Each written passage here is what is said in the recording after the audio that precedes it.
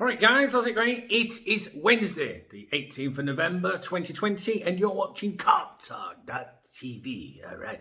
Well, guys, there's not much to talk about, really, so other than every Liverpool player in his squad is fucking injured or got COVID. It's the international break, that's why I've been quiet, really. Obviously, I do the live streams on here. You probably get the notifications all the time. I'm sure they do your tits in. You can customise that if you go to my home channel, I think, and click on notifications. I think you can change it, whatever. So anyway, I hope you're all right. What I wanted to talk to you about really was, if you don't follow the podcast or if you don't follow the members website or whatever, and you only follow the video content, you probably don't know what my thoughts are at the moment, as to what's going on at Liverpool Football Club, and in particular, ahead of the January window, concerning possible recruitment of, a centre-back. Now, I'm sure you know this, but the vibe is, that the word that the club, as Rafa would say, the word is that the vibe that the club are trying to put out is that they have no intentions of trying to sign a centre-back during the January transfer window.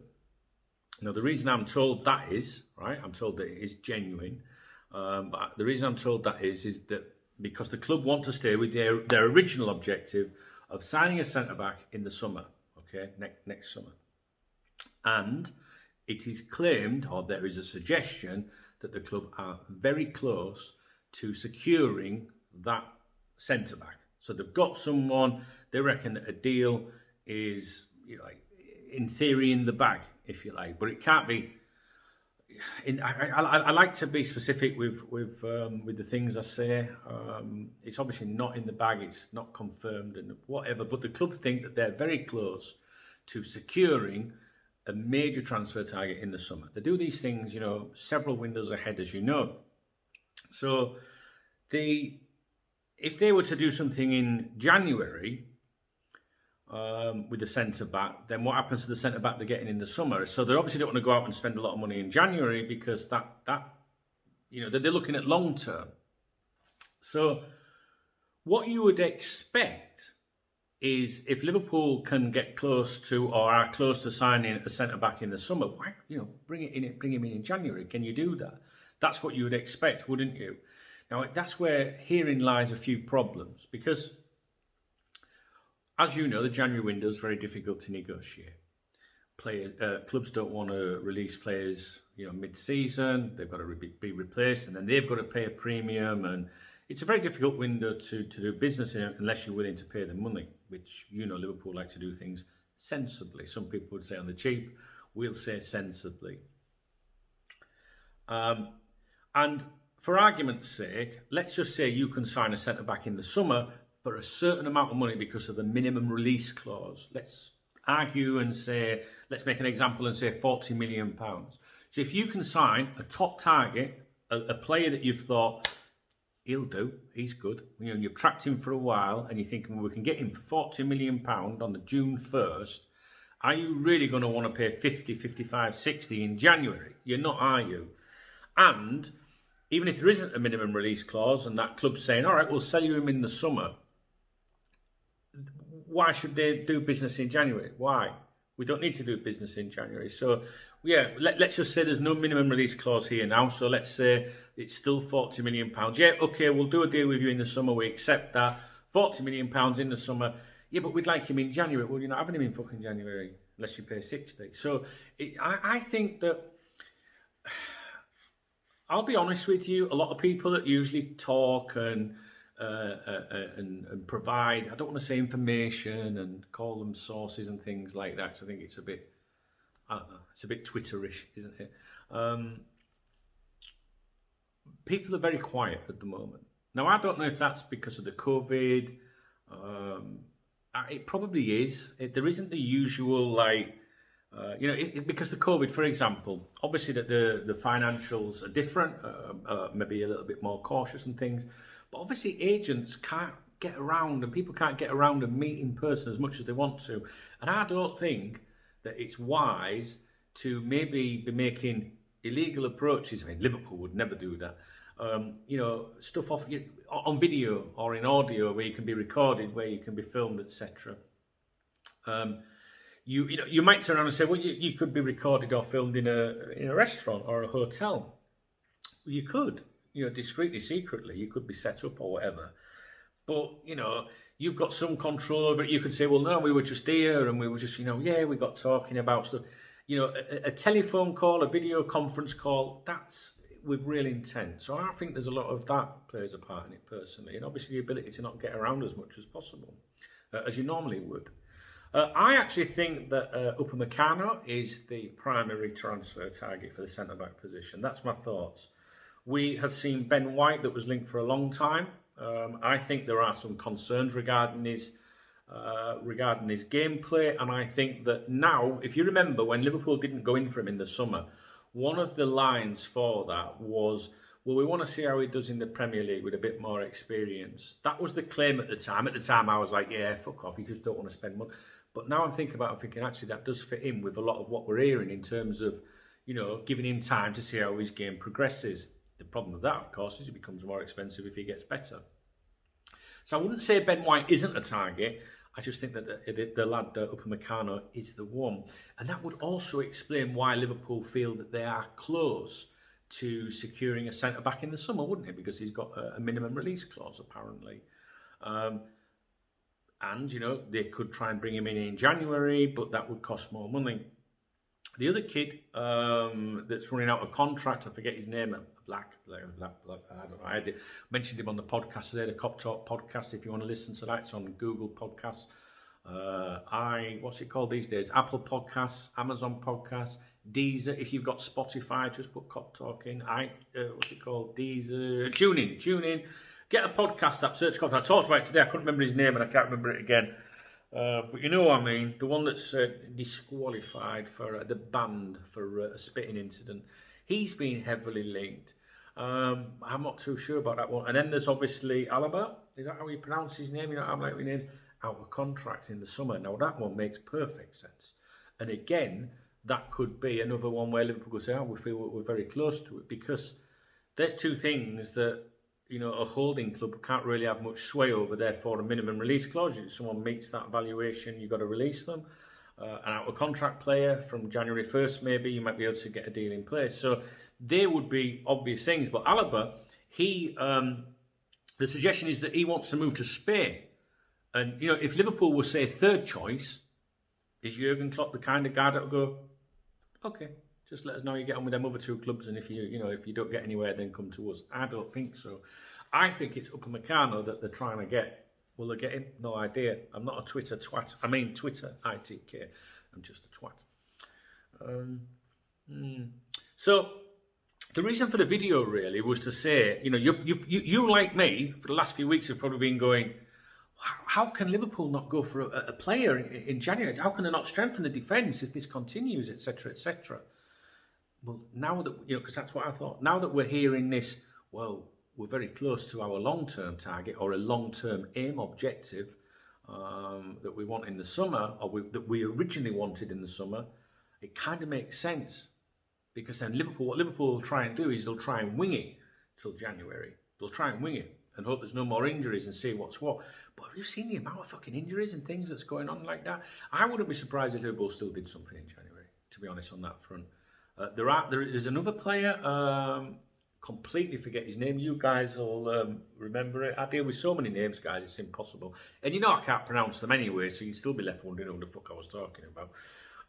He's from one of the fucking, European fucking, not a Scandinavian country, somewhere like that. I don't, Denmark, isn't it? I don't fucking know. Yeah, I can see Liverpool doing something. Maybe obviously we've got the certain players from within that you can turn to, but they're inexperienced. And I don't know what's going to happen. I don't know what's going to happen. But the reason I'm making the video is to try and explain why the club don't really want to do something in January, because they've already got the centre-back. They're convinced that they've got their main man, centre-back, for the summer. That's the vibe right now coming out of that. We've got him. It's almost done. So, common sense would suggest if it's almost done and they get an agreement in place, then let's try and make it happen in January. So that's what I think is maybe going on. Total speculation. I just wanted to run those thoughts by you. All right. Let me know what you think. I've seen some stuff come out today.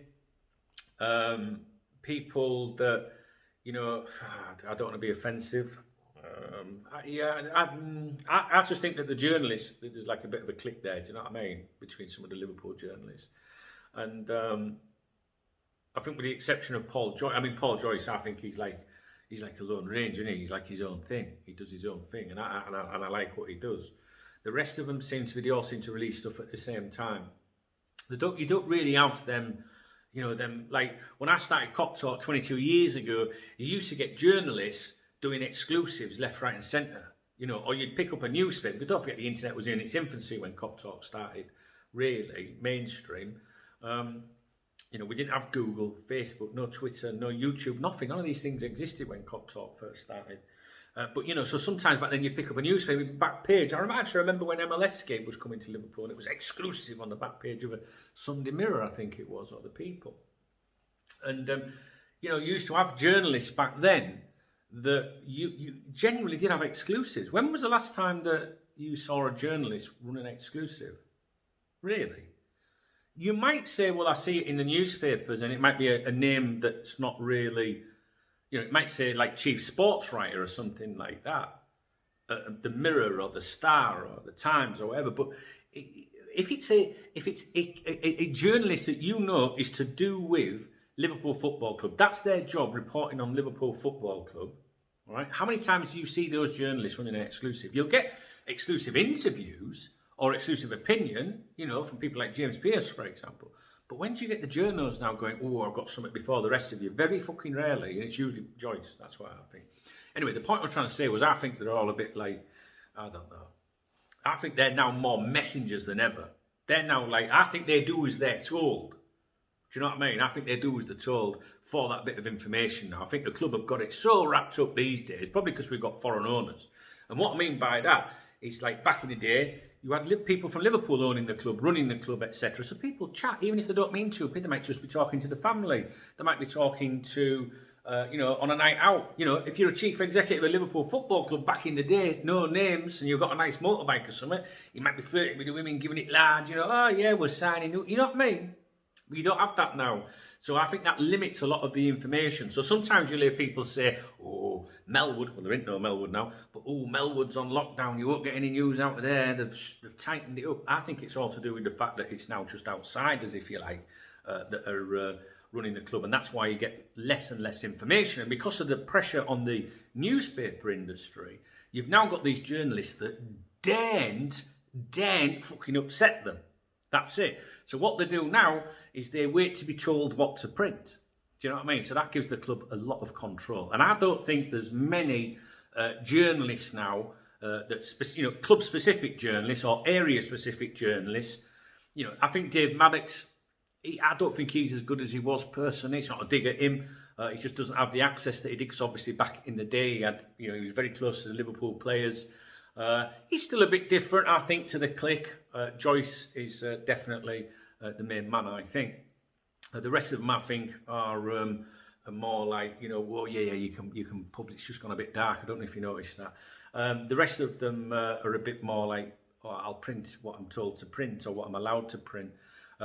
James Pearce is very good because he has got good relations, so he does get quite good interviews and things, and gives good opinion and good insight. But the rest of them, I think they all piss in the same pot. And I was reading some stuff that they'd been talking about the last few days, and I think they came up with like 8, 9, 10 different suggestions of centre-backs on top of all the ones that we've already been linked with. So truth be told, I don't think they really know what's happening. And in fairness, it has gone dark, hasn't it? Oh, I'm not used to this on the Mediterranean, guys. In fairness, the club probably doesn't know what it's going to do right now. But if you said to me, here's a bet, Dunk, here's a tenner, put your money on who you think Liverpool are close or very close to completing a deal. Well, not completing a deal, I like to be specific. That can't happen yet. Who do you think Liverpool are closing in on? Who do you think it is? I would say Upamecano. That's what I think. I don't think it's Ben White. Not anymore. I think he's still got a chance as the lad. But can it happen in January? That's the question. Can it happen in January? I hope it can happen in January. Look, before I sign off, the video to try and explain to you, I'll say it again, what the reason I'm making this video is because you might have heard Liverpool's, the vibe coming out of Liverpool saying, well, we're not doing anything in January for a centre-back. And that's the reason why, is because they've already got this other kid lined up. However, this is something that I forgot to say in this video. Every single time someone of importance makes that statement, Liverpool are not going to do anything in January, they keep adding that little disclaimer at the end. Unless Jurgen changes his mind. Unless Jurgen changes his mind, which therefore is going to be influenced by results and existing injuries as we approach the January window. What I will say to you, what I discussed on the KopTalk podcast today, is that a lot of credible transfer news, and I've noticed this over the last two centuries, fucking I'm not that old, decades, over the last couple of decades I've noticed, is that credible transfer speculation concerning Liverpool Football Club usually starts to come out around the third week of November, so the third, fourth week of November. You get you get idle speculation, you get rumours all every day of the fucking year. We know that, but sometimes stuff starts to sink in around the third week of November. Just keep an eye on that.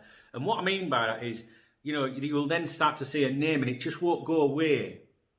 Maybe because of the January window, maybe they want, summer's not too far away when you get to November. I know that sounds daft, but you're 2 months away from the January window, and then it's the serious window afterwards. So, so just keep an eye on the what happens over the next 2 weeks. I think certainly from the third, fourth week, I'd say, just DKB guys. You know what I'm saying? And what else? Yeah, and don't forget that there is that disclaimer that they keep adding, unless Jurgen changes his mind, which is common sense. I get that, but it's not a categoric no, it won't happen. So. I'd keep an eye on that Upamecano, mate. Man United want him, don't they? Anyway, guys, I hope you're all right. Drop me a comment, let me know. You've got my email address, dunk@koptalk.com. I'm not enjoying the football. I've not watched a single international fixture so far. It doesn't interest me. I can't believe we're having internationals during a pandemic. It just shows you how selfish the world is, really, that money's more important than anything, more important than health. Whether you agree with what governments are telling us or not is irrelevant. Whether you think you should wear a mask or not is fucking irrelevant. If it's a big con, whatever, it's irrelevant. But we've got players coming back with COVID that, it looks like Mo Salah won't be able to play against Leicester even if he tests negative. I just can't believe that can you believe they're holding fucking, internationals during this? Carry on. I can't. I hate internationals anyway. But I haven't been enjoying the Premier League football because there's no fans in the stadium, but I'm hoping that changes in due course. Quite a few people I know now have had the COVID. They're all right from what I can see. I know that doesn't apply to everyone, and I think it's maybe a bit to do with how well you are and your age and things like that. But just keep your chins up. If you're feeling down, if your head's down, you can always email me. I'm not saying I can solve your problems, but we're family, aren't we? We're family, and you can always touch base with me. I think that's all I've got to say, really. I'd like to thank those of you that do support me, watch my videos, that take the time to post a comment and a thumbs up. I do see all of that, guys. Especially those of you that are members of this channel. You guys are brilliant. You've helped me this year. It's been a very difficult year for the website. We've lost at least 123 members since the COVID started. And put that into context, usually in a year, we might lose 2 or 3 members in a year, but someone usually comes back in, a newbie, a new face or something. So 123 people is a lot of people. So that's had a big effect on me, but I'm still here. I'm still trying. And that's mainly thanks to you guys. Even just little comments and that every now and then. I like your vids, Dunk, I think, need to put a bit more effort in. The sun's coming back, nice one. If you want to support the channel, you can thumbs up, you can leave a comment, you can click on join under the video.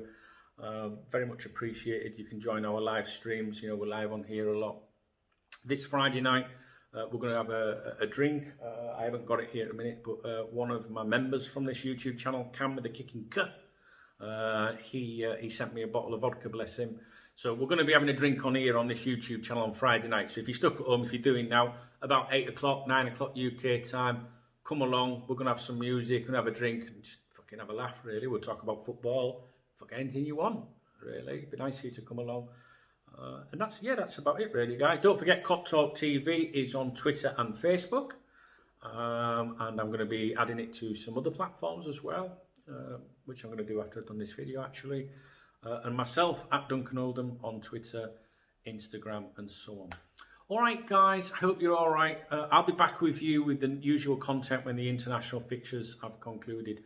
Feel free to drop a message, thumbs up the video, join the channel if you want to support me, and listen to the KopTalk podcast as well. All right, because I've been doing one of those every day during the week. All right, and it gives a summary of what's happened in the last 24 hours concerning Liverpool Football Club. If you like the videos, you'll like the podcast, and you don't even have to look at my chubby face. All right, see you in a bit.